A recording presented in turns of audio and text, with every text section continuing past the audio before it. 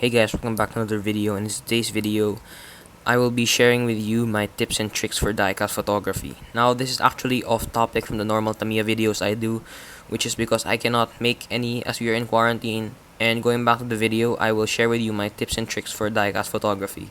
Now, I understand that they may not be the best tips and tricks for diecast photography, but they are what I personally use whenever I shoot my diecast.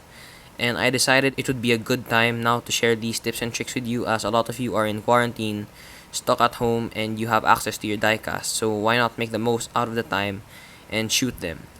Also, I understand that some of you may not have access to a DSLR or any digital camera, and you use your mobile phone as your main camera, which is why I also took that into consideration and will also be sharing tips of using a mobile phone in diecast photography. And without further ado, let's get right into this video. First of all, you don't need to have a very expensive studio setup with good lighting to get good photos. It's all with creativity.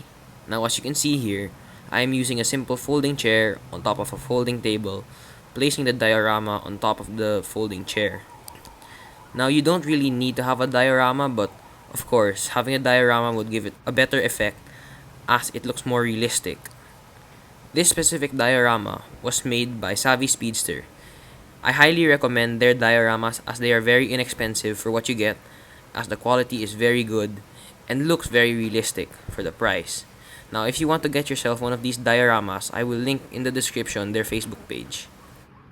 Another important factor is the lighting. As you can see, I am using a natural light source to light up this shoot to give it a more natural look. Of course, you may opt to use artificial lighting if your lighting isn't that good, such as a flashlight or a lamp, but it will look artificially lit and will affect the photo. When shooting at night, it is possible to use a dim artificial light to light up the diorama or the shoot, so that it may have the effect of a lamppost on the road. But the lighting really depends on what kind of scene you're shooting. Here's another example of being resourceful with what we have. As you can see, I have a simple thread with blue tack on the end, and I use this to move around the car for the shoot. This is to give it a more fluid motion rather than moving it with your hand and having a somewhat jerky motion in the shot, and also using the string is less visible than using two fingers to move the car around, as you can see.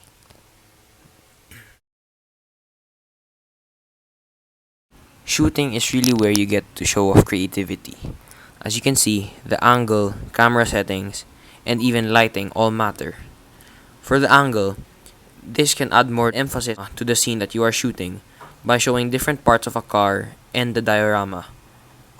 For the camera settings, you can use a long exposure to make it look like the car is in motion, or simply do stills by leaving the car and having a quick shutter speed. The lighting as well has a major effect on the shoot, as it can add emphasis on certain parts of the photo. Personally, I prefer to shoot in manual. This is because there's a wider range of effects that can be done to the photo. The car could be still, in motion, or even look like it's drifting. But if you don't have a DSLR, there are multiple apps on the App Store and Play Store that allow you to have the features of a manual camera on your phone. Usually when shooting on a DSLR, I just play around with the shutter speed and the aperture.